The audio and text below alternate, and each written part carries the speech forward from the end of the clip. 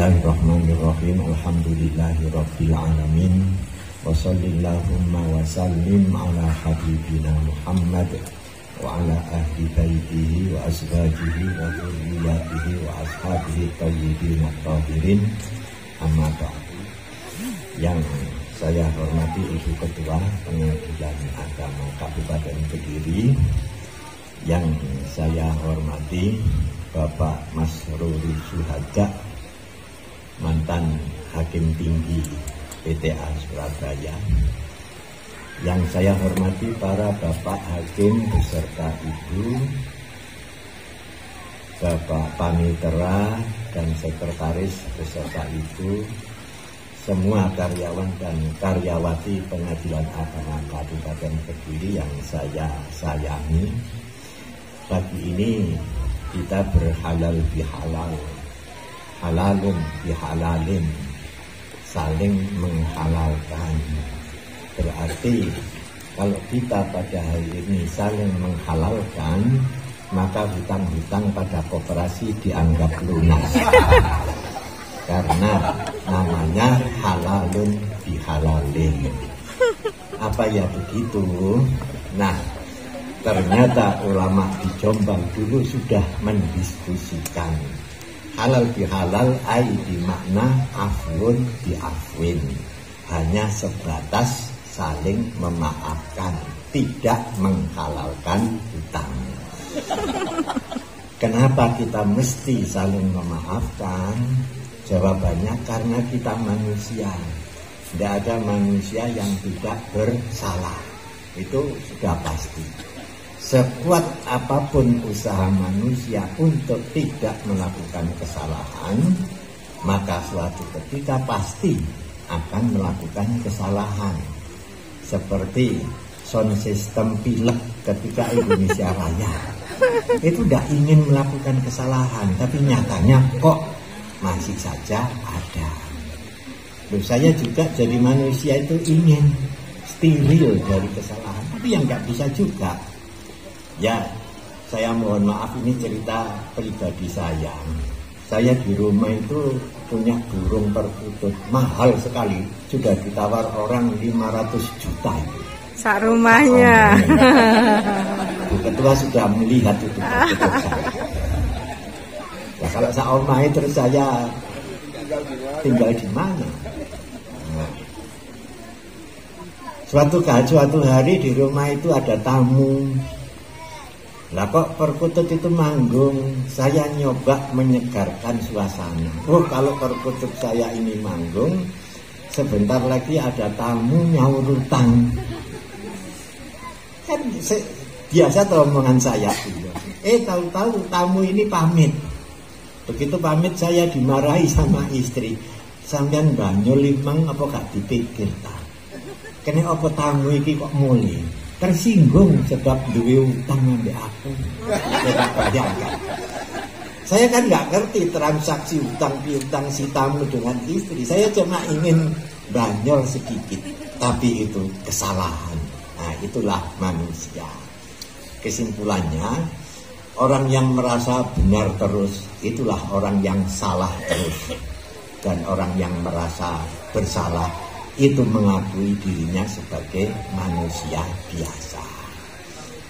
Nah, para ibu dan bapak sekalian yang saya hormati, tadi dikatakan halal bihalal ini tujuannya tidak lain untuk meningkatkan takwa. Takwa itu kan dimensinya ada dua. Yang bersifat horizontal, ini hubungan sesama manusia, dan yang bersifat vertikal, yaitu hubungan kepada Allah. Saya yakin kalau hubungan kepada Allah di sini orang pengadilan agama wis nyantri kabeh, wis temenan takwai. Oleh karena itu saya ingin yang bersifat horizontal saja. Kebetulan kita semuanya ini bekerja dalam bidang pelayanan. Nah, ketika saya di Jogja, saya itu pergi ke pom bensin. Lah kok ada tulisan yang menurut saya unik gitu ya. Sambut dengan senyum salam, Sapa. dan apa itu? Senyum, salam, Sapa. dan sapa. Lho iki lak dawuhe Kanjeng Nabi kabeh. Oleh karena tugas kita itu tugas pelayanan, maka saya ingin membicarakan soal yang sederhana ini saja. Senyum, salam, dan sapa. Rasulullah Shallallahu Alaihi Wasallam bersabda, Innakum la tasa'unan nasa bi ambalikum walakin bidasti wujudikum. Kamu tidak akan membuat manusia respect dengan harta kamu. Mereka akan respect dengan senyum yang ada di wajah kamu. Nah, alhamdulillah bapak-bapak, ibu-ibu ini punya pimpinan yang wajahnya saja itu tampak wajah yang tersenyum. Ini membuat orang sudah marem begitu ketemu Bu Musri, wah, senyum. Kenapa senyum itu penting? Persoalannya ya itulah yang dikatakan Rasulullah. Senyum itu yang membuat manusia jadi respect. Nah, ini sebuah pengalaman yang ingin saya ceritakan di sini. Ketika saya dinas di Kalimantan Tengah, suatu ketika saya pergi ke Pangkalan Bun. Di Pangkalan Bun itu ada karantina untuk orang hutan. Dan waktu itu yang dikarantina itu raja orang hutan yang luka parah karena perang di hutan. Maka si raja ini dikarantina untuk disembuhkan dan setelah sembuh dibebaskan kembali ke alam liar. Cirinya si orang hutan ini, raja orang hutan ini benci sama orang. Nah, maka saya ke sana, ke karantina, saya minta izin kepada penjaga karantina. Boleh saya menemui? Jangan Pak, orang hutan ini benci kepada orang. Cobalah berikan kesempatan saya untuk bisa menemui. Kalau Bapak memaksa, monggo saya antar. Maka sebelumnya saya bertanya, siapa sih nama orang hutan itu? Dijawab, namanya Mamat. Ada dokter Andesnya enggak, saya katakan. Kok rada mirip-mirip. Nah, begitu saya masuk ruang karantina, saya pasang senyum saya sambil menyapa Mamat. Halo Mamat, baik-baik saja. Wah, ternyata orang hutan yang galak itu langsung tangannya dilipat begini. Karena senyum saja. Nah, para ibu dan bapak sekalian yang saya hormati, tidak sampai di situ.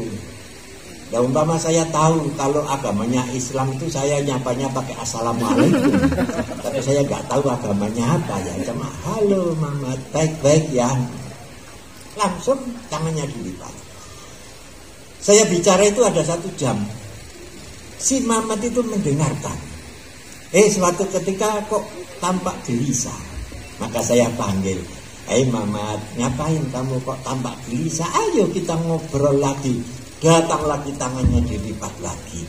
Itu orang hutan yang galak. Ternyata kalah dengan senyuman. Ya, itulah tadi. Innakum la tasa'unan nasa bi amwalikum. Kemudian ya teman-teman saya yang di luar sama heran. Sampean itu duwe cekelan opo kok orang hutan iso lulut. Bukan persoalan cekelan, tapi yang saya cekeli itu dawuhe Kanjeng Nabi. Cuma itu saja. Makanya tidak heran kalau pohon dipanggil sama Rasulullah itu datang. Binatang-binatang pun menundukkan kepalanya ketika melihat Rasulullah Sallallahu Alaihi Wasallam lewat. Karena apa? Karena senyum Rasulullah Sallallahu Alaihi Wasallam yang betul-betul masuk ke dalam hati semua makhluk yang disapa oleh beliau. Nah, ini apa itu? Yang kedua, salam. Salam itu penting. Cuma Kita pakai aja salam yang diajarkan Rasulullah. Kalau salam yang diajarkan oleh selain Rasulullah itu bisa keliru itu ya. Sebab saya pernah itu. Saya sama istri pengantin baru jalan-jalan. Ada temannya istri itu menyapa saya sambil salaman. Ngomong, Sugeng. Saya jawab, Ahmad. Istri saya ya, kok Ahmad? Nangis tuh. Saya kira Sugeng itu kenalan. Tahu-tahu salam. Makanya pakai assalamualaikum. Barulah kita bicara apa yang bisa saya bantu. Itu yang tadi, yang ketiga. Setelah senyum, salam, terus sapa. Nah, para ibu dan bapak sekalian yang saya hormati, itulah yang diajarkan oleh Rasulullah Sallallahu Alaihi Wasallam. Itu manifestasi atau aplikasi takwa itu di situ sebenarnya. Makanya orang yang suka berwajah merengut, gitu ya, apalagi pemarah, insya Allah tidak panjang umurnya. Ya. Persoalannya, saya pernah membaca penelitian seorang profesor ahli saraf di Amerika. Itu dia meneliti saraf kita itu ketika marah ada 45 saraf yang putus. Bayangkan kalau sehari marah 10 kali, maka 450 saraf kita rusak. Ya kalau sebulan kali 10, lama-lama ya stroke. Nah, oleh karena itulah, maka ingat, ketika seorang sahabat datang kepada Rasulullah, "Ausini ya Rasulullah," maka Rasulullah coba mengatakan, "La taghdab, la taghdab, faraddada miraran, la taghdab." Jangan marah. Marah itu tidak menyelesaikan masalah, justru akan menambah masalah lebih pelik lagi. Bagaimana Rasulullah Shallallahu Alaihi Wasallam memimpin? Lah ini rupanya tidak banyak ditiru oleh umatnya. Bagaimana beliau mengatakan, khairu a'immatikum alladzina tuhibbunahum wa yuhibbunakum wa tad'unahum wa yad'unakum wa syara'iru a'immatikum alladzina tubghidunahum wa yubghidunakum wa tal'anunahum wa yal'anunakum. Sebaik-baik pemimpin itu adalah pemimpin yang cinta kepada yang dipimpin. Karena dari rasa cinta pemimpin itu lahirlah yang dipimpin pun menyintai pemimpinnya. Karena saling menyintai, maka pemimpin mengawali, mendoakan orang-orang yang dipimpin. Dan yang dipimpin pun mendoakan pemimpinnya. Seburuk-buruk pemimpin adalah pemimpin yang mengutuk orang-orang yang dipimpin. Yang dipimpin pun mengutuk pemimpinnya. Dari mengutuk itu timbullah laknat dari pemimpin kepada yang dipimpin dan dari yang dipimpin kepada pemimpin. Intinya apa hadis ini? Ciptakan rasa cinta. Dan rasa cinta itu dimulai dari pemimpin, bukan dari orang-orang yang dipimpin. Kalau pemimpin sudah menyintai orang-orang yang dipimpin, cintanya itu tulus, maka lahirlah saling menyintai. Dan dari saling menyintai itulah nanti akan saling mendoakan. Saya mohon maaf, pemimpin yang seperti ini baru ada satu di dunia ini, yaitu Rasulullah. Sebab kita cinta Bung Karno, tapi sampai saat ini kok belum ada sholawat untuk Bung Karno. Allahumma sholli ala Bung Karno wa ala ali Bung Karno, kan nggak ada tuh ya.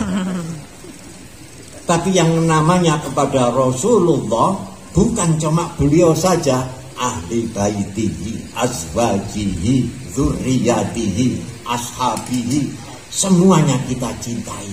Karena apa?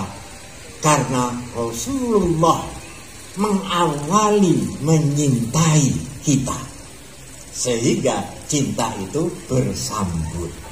Dan bukan cuma bersambut saja, tapi senantiasa kita berdoa untuk Rasulullah SAW. Kalau kita tidak mungkin mencontoh seperti Rasulullah, paling tidak nyerempet dari ajaran Rasulullah, ciptakan rasa saling menyintai di antara kita. Itu ono kangen-kangenan, ya, ono saling rindu, sehingga seakan-akan satu kelompok ini merupakan komunitas yang saling tolong menolong, saling cinta menyintai. Tidak ada lagi permusuhan di antara orang-orang yang ada dalam komunitas. Ya mungkin aja 1, 2 itu ada yang seperti itu, dan itu memang manusiawi. Maka yang suka bikin onar, saya ingin ingatkan. Siapa saya nggak perlu tahu ya, saya bukan orang sini. Wong sing kaya ngono iku gak iso mlebu swarga. Ya toh ya. La yadkhulul jannata rajulun la ya'manu jaruhu bawa'iqahu. Tidak bisa masuk surga seseorang yang masuk ke dalam komunitas itu jadi resah karena orang ini. Nah, maka saya ingatkan, jangan membuat keresahan dalam satu komunitas. Sebab yang membuat resah itu tidak usah banyak-banyak, satu saja guncang sak kantor. Maka itulah ahlun nar. Jangan sampai terjadi. Para ibu dan bapak sekalian yang saya hormati, jadi menciptakan rasa saling menyintai itu suatu hal yang betul-betul diajarkan oleh Rasulullah SAW. Kemarin ada yang bertanya kepada saya, Pak, jenengan itu pensiun kok kelihatan ceria. Orang pensiun itu syaratnya 2, akan bahagia. Nomor 1 awake sehat, nomor 2 gak duwe utang. Nah bayangkan, orang pensiun itu seperti saya, yang saya terima itu 1/10 dari gaji awal. Nah kalau punya utang apa enggak, montang-manting enggak karuan. Makanya dengan sehat dan tidak punya utang, maka hidup itu akan terasa bahagia. Nah, satu hal yang saya merasa tidak pernah berhasil ketika saya mimpin kantor di mana-mana. Apa yang tidak berhasil? Saya tidak pernah berhasil mempengaruhi pegawai saya untuk tidak hutang. Itu ya. Aduh. Alasannya apa? Wong Rasulullah saja hutang, kenapa saya nggak boleh? Ya kita ingat Rasulullah hutang itu apa hutang untuk beli mobil? Tidak. Rasulullah hutang itu untuk makan. Lah hutang kok untuk beli mobil, beli helikopter, itu namanya bunuh diri dalam hidup. Tidak diajarkan oleh Rasulullah. Seperti orang berpoligami, alasannya ini perintah agama. Apakah tidak pernah melihat bahwa Rasulullah melarang Imam Ali bin Abi Thalib berpoligami? Seperti itulah syariat itu. Tidak hanya sepotong-potong saja yang kita pahami. Oleh karena itu, saya mohon maaf kalau saya kok isinya pamer ceritakan diri saya. Saya ini orang yang seumur hidup tidak punya hutang. Loh sederhana orang hidup itu. Keinginan kita itu kan banyak toh ya. Ingin ini. Maka saya berpikir oleh di duit sakmono akeh kalau semuanya diikuti. Maka keinginan dipotong satu demi satu. Loh, kalau keinginan habis kan sudah selesai. Nah itulah sulitnya. Kenapa kita tidak mau memangkas keinginan kita yang berlebihan, sehingga kita terjerumus kepada hutang. Kita selalu berpikir makan nikmat itu di restoran besar, makan steak, makan ini. Itu konsep yang salah. Lauk yang paling nikmat adalah lapar kita. Maka tempe tahu terasa nikmat ketika kita lapar. Apalah artinya steak ketika kita sudah habis 2 piring nasi. Tidak ada nikmatnya sama sekali. Nah, coba kita berpikir seperti itu. Rasanya kita juga perlu membuat redefinisi apa itu kaya. Definisi saya kaya itu sederhana. Kalau untuk makan besok saya tidak hutang, maka saya orang kaya. Titik. Nah, maka keinginan yang neko-neko itu tidak akan terjadi. Karena kita sudah membuat definisi, mengurung diri kita sendiri pada kenikmatan-kenikmatan yang bersifat semu.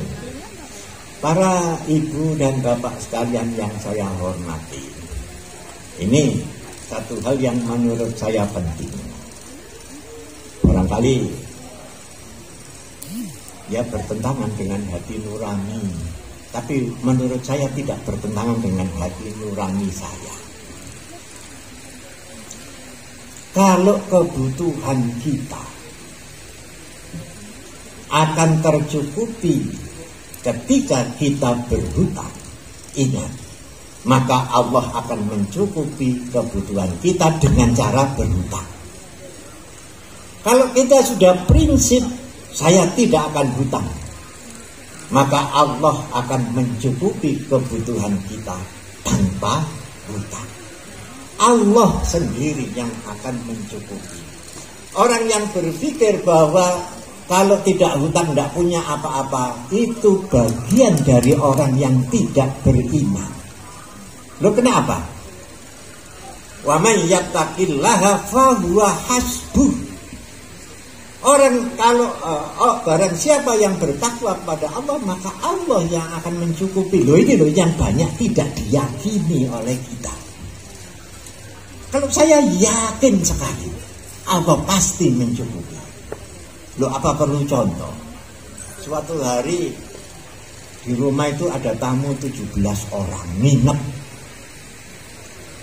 Pas malam Ahad, istri saya nangis. Mene gawe mangan opo gak ono. Nangis. Saya sendiri ya bingung, loh. Gak duwe kok gak ngomong mangan. Padahal sudah malam. Sudah, sekarang tidur. Iku urusannya Gusti Allah, duduk urusanku. Memberi makan 17 orang. Itu urusannya Gusti Allah. Saya tidur, tak pasrano yang Gusti Allah. Tahu pagi-pagi subuh itu ada tamu ngedok. Ustaz, ya apa sampean kudu genteni Ustaz sing saka Bogor pagi ini ndak datang. Nggih, langsung budal. Ya namanya ngaji kan dapat vitamin ya, vitamin A ya. Amplop. Langsung saya kasihkan istri. Iki lho. Wa man yattaqillaha fa huwa hasbuh. Gusti Allah sing nyukupi. Betul kan? Karena kita tidak yakin, ya gak teko-teko. Gusti Allah gak seneng ambek wong gak yakin, ya toh ya. Nah, yakinlah. Maka keyakinan itu akan dipenuhi oleh Allah. Sekarang bicara soal rasa. Rasa itu kan kita bisa memanage kolbu kita sendiri kan. Ya.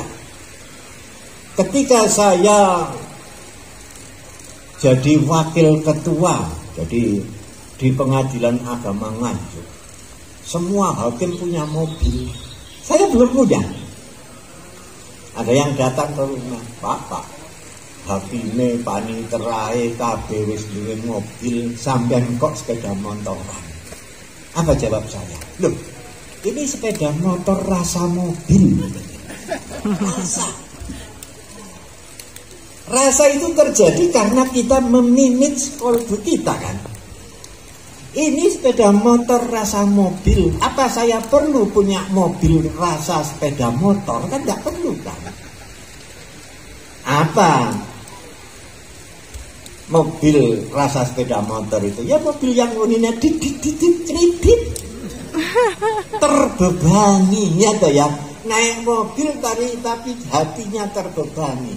Lebih baik naik sepeda motor tapi tidak terbebani. Ini jarang mendapat pertimbangan dari kita. Karena Tuhan kita kadang-kadang bergeser, gengsi ikut menjadi Tuhan. Itu sangat berbahaya. Nah, para ibu dan bapak sekalian yang saya hormati, guyon-guyon gini aja ya Bu Sri ya. Kalau serius-serius kok malah apa itu? Dibilang nyeneni. Ini guyon-guyon saja. Wong saya sudah nggak jadi apa-apa kok adik nyeneni. Nah. Kemudian berikutnya, coba kita pertimbangkan tentang doa kita sendiri. Loh, doa yang kita ucapkan itu sebenarnya doa yang memberatkan kita. Doa apa ya? Al-Fatihah. Paling tidak kita 17 kali membacanya. Inti daripada doa surat Fatihah itu adalah pada ihdinas siratal mustaqim. Siratal mustaqim itu apa sih? Siratal ladzina an'amta alaihim. An'amta alaihim itu terus siapa? Tentu kita setuju contoh yang pertama Rasulullah, ya toh ya. Sekarang antara manis dan pahit yang dialami oleh Rasulullah lebih banyak mana? Pahit Pak, ya toh ya. Periode Mekah dikoyo-koyo sampai ruang dakwah habis. Kemudian di Taif, barangkali orang Taif mau Islam, ternyata dilempari batu, dilempari kotoran, akhirnya hijrah. Hijrah pun penuh dengan perjuangan menghadapi orang Yahudi, orang Nasrani, orang Majusi, dan yang paling susah itu menghadapi orang-orang munafik. Jadi lebih banyak pahitnya daripada manisnya. Terus manisnya perjuangan Rasulullah itu kapan? Ya karena itu ketika turun idza jaa nasrullahi wal fath wa ra'aitan nasa yadkhuluna fi dinillahi afwaja. Baru beliau itu merasa manisnya apa yang selama ini diperjuangkan. Berarti kita memohon kepada Allah itu intinya jalan yang kita tempuh itu lebih banyak pahitnya. Jangan mimpi enaknya, ya toh ya. Rasulullah mendapat itu dengan cara seperti itu. Nah, kita tarik ke Indonesia. Ada 3 orang. Kiai Ahmad Dahlan datang dari Jogja ke Semarang berguru kepada seorang kiai namanya Kiai Soleh Darat. Ibu Kartini dari Jepara ke Semarang belajar di Kiai Soleh Darat. Kiai Hasyim Asy'ari datang ke Semarang belajar di sana ke Kiai Soleh Darat. Ya karena yang tengah yang perempuan ini terbatas langkahnya, maka beliau tidak meneruskan studinya. Dia di rumah menulis apa yang diajarkan oleh Kiai Soleh Darat tadi, sehingga terbit sebuah judul buku Minadz-Dzulumati Ilan Nur, yang kita kenal habis gelap terbitlah terang. 2 orang ini ke Mekah belajar di sana. Wah, enggak main-main. Coba bayangkan Kiai Hasyim itu mendapat gelar Hadratus Syekh. Hadratus Syekh itu bukan julukan orang sini, tapi gelar dari sana. Orang yang hafal Kutubus Sittah serta hafal Al-Quran, maka dia akan mendapat gelar Hadratus Syekh. Begitu sampai di Jombang, apa disambut gembira oleh masyarakat Jombang. Seperti Dewi Persik keluar dari penjara disambut meriah sekali oleh fannya. Kiai Hasim malah disambut dengan serangan-serangan yang luar biasa.